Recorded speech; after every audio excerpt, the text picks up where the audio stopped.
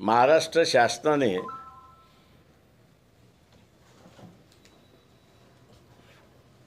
महाराष्ट्र शासनाच्या वतीने बच्चू कडू यांना जरांगे पाटील यांच्याशी बोलायला पाठवलं, परंतु ती असारी बोलणी अयशस्वी झाली अशा रीतीचं निरोप आहेत, माहिती आहे। जरांगे पाटील यांच्या निमित्ताने गरीब मराठामधली नेतृत्व उभं राहिलं। श्रीमंत मराठा हा त्याच्यामुळे हादरलेला आहे।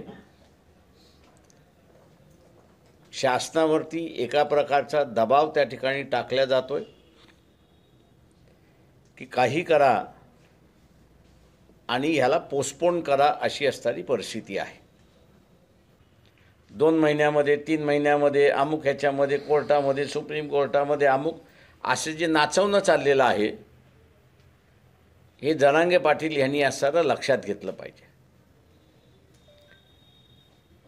लोकसभेच्या निवडणुका जवळ आल्यामुळे सरकारचा हात दगडाखाली आहे हे त्यांनी लक्षात घेतलं पाहिजे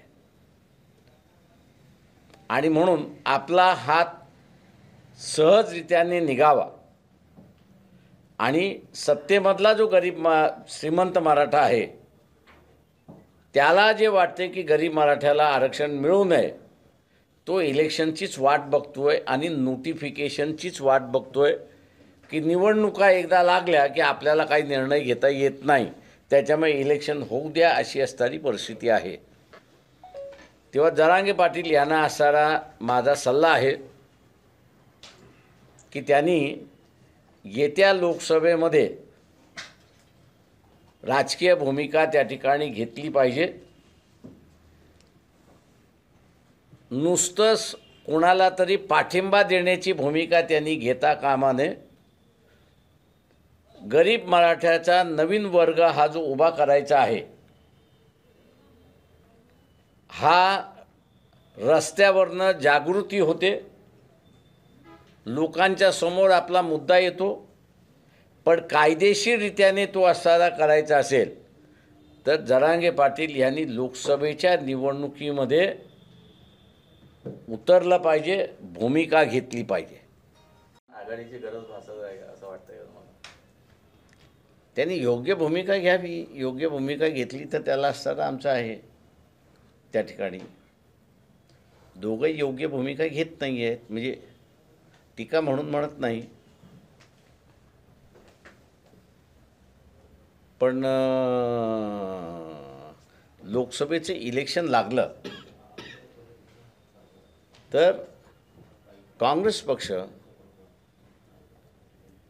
हा जो भारत जोडो यात्रा आहे हे सस्पेंड करणार आहेत का?